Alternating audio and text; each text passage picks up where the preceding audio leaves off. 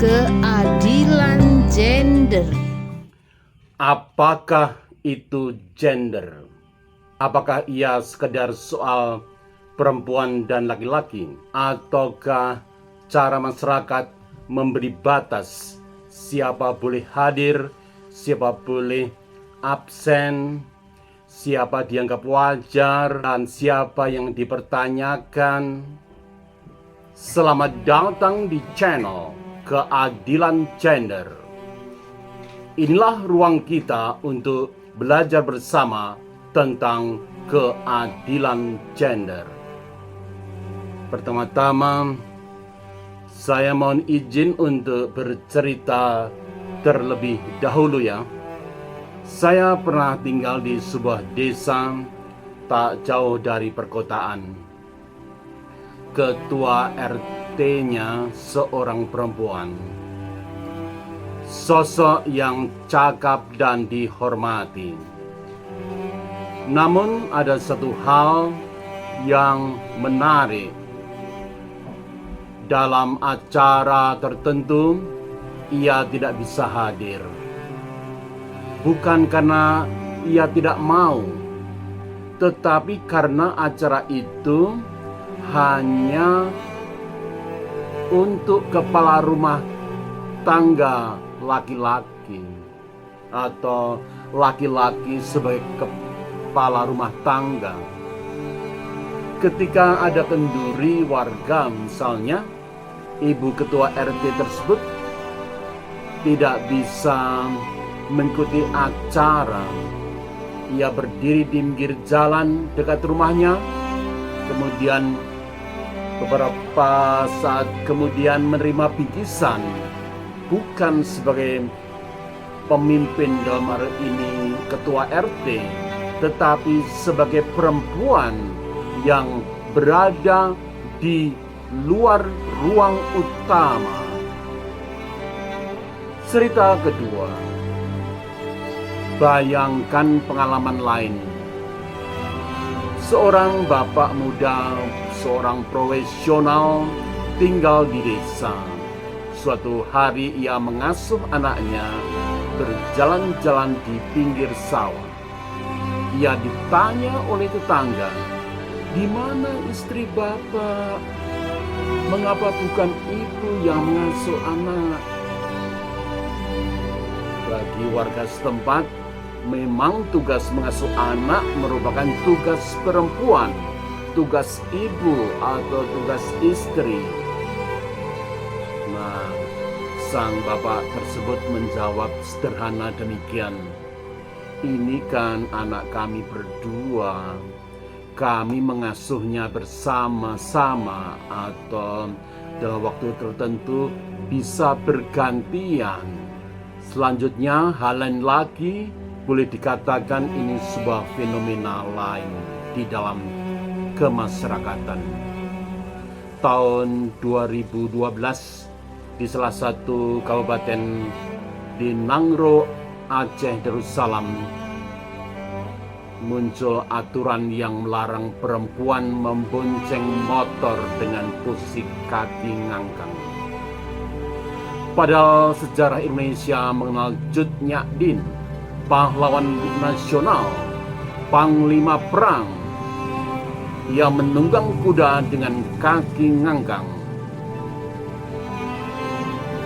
Sejarah atau aturan berjalan ke arah yang berbeda. Fenomena lainnya di Arab Saudi misalnya, perempuan diizinkan menonton sepak bola di stadion pada mulai tahun 2017, kemudian menyetir mobil pada tahun 2018. Demikian juga ada kesempatan untuk masuk militer juga pada tahun yang sama.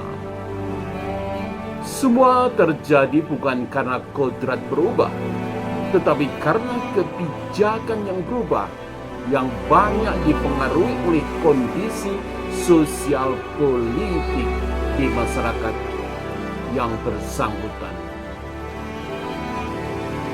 Hal berikut ini akan memberikan penjelasan konseptual. Apa yang disampaikan tadi, itulah yang disebut fenomena gender. Gender bukan soal biologis. Gender merupakan cara masyarakat membagi peran, fungsi, dan tanggung jawab antara perempuan dan laki-laki. Gender bukan sesuatu yang statis. Ia dibentuk oleh budaya, kebiasaan, hukum, dan dinamika kehidupan masyarakat. Dan karena itu, ia bisa berubah-ubah.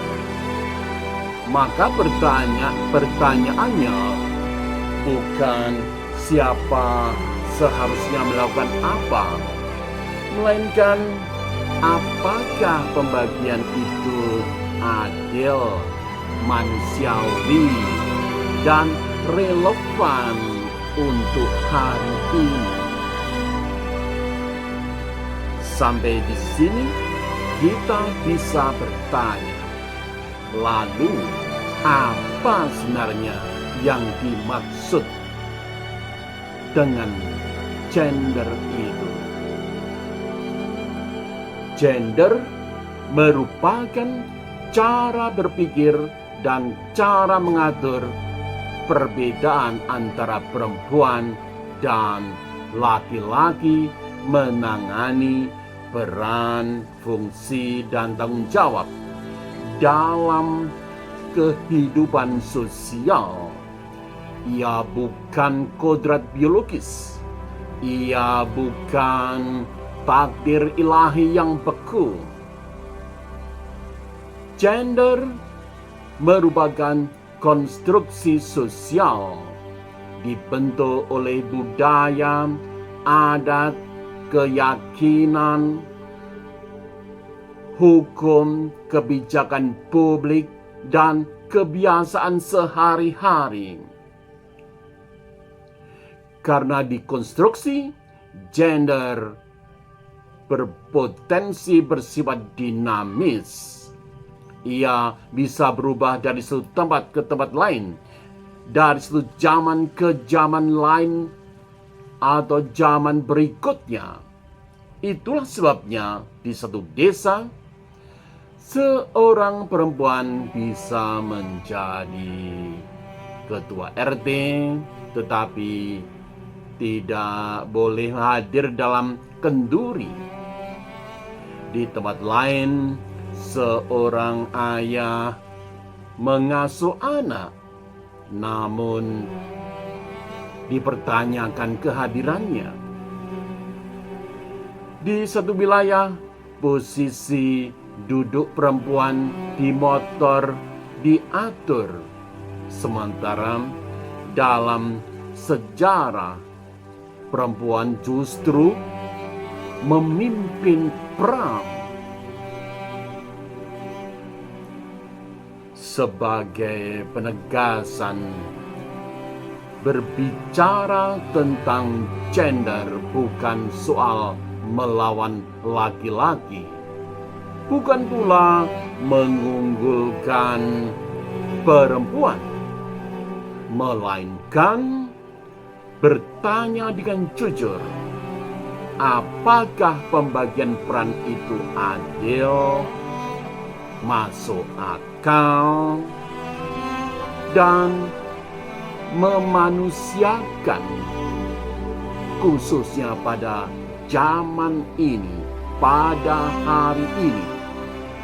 Di channel keadilan gender, kita melihat gender bukan sebagai ide asing, melainkan sebagai kenyataan hidup sehari-hari yang sering kita jalani tanpa kita sadari.